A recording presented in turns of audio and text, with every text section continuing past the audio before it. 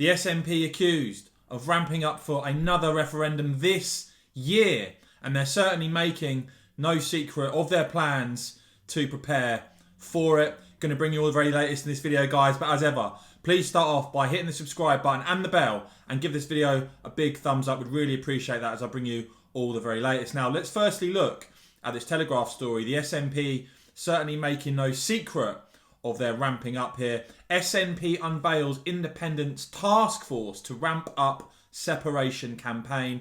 Of course, opposition parties, given the timing, accusing the SNP of putting separation ahead of tackling the pandemic, as details of the group are unveiled. Now, the Keith Brown, the SNP's deputy leader, said the party was ramping things up by preparing for a second referendum in the early stages of the next parliament, of course, with Holyrood elections set to take place in May, and I'll bring you a little bit about that in a second. But Keith Brown saying that this so-called independence task force, and this has been a big story in Scotland on at least one front page.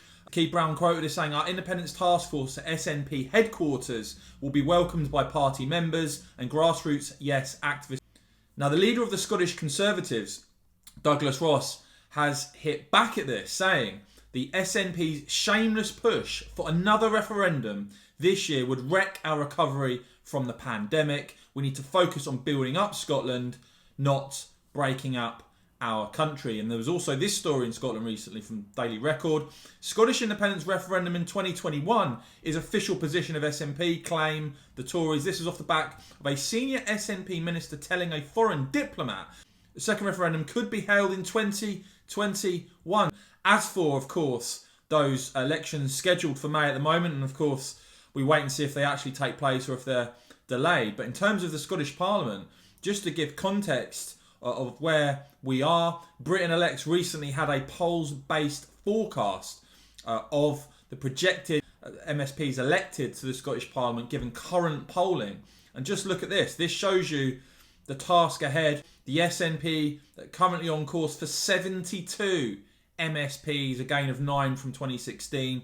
The Conservatives on course for 24, down 7. Labour 19, down 5. The Greens 9, up 3. And the Lib Dems holding steady at 5 MSPs. But that gives you the context to these elections. And of course, we've also recently seen a Reform UK Scotland set up. So it'll be interesting to see if they will pick up any seats as well. But guys, I want to know from you, do you see the SNP pushing for another referendum in 2021? Do you think that current projection, that current forecast in terms of seats for the Scottish Parliament will be proven to be accurate come polling day or not? Let me know in the comments as ever, guys. And if you've enjoyed this video, please, as I said, give this video a big thumbs up. We'd really appreciate that. And hit the subscribe button and the bell so you don't miss the next report. And as ever, guys, thanks so much for watching.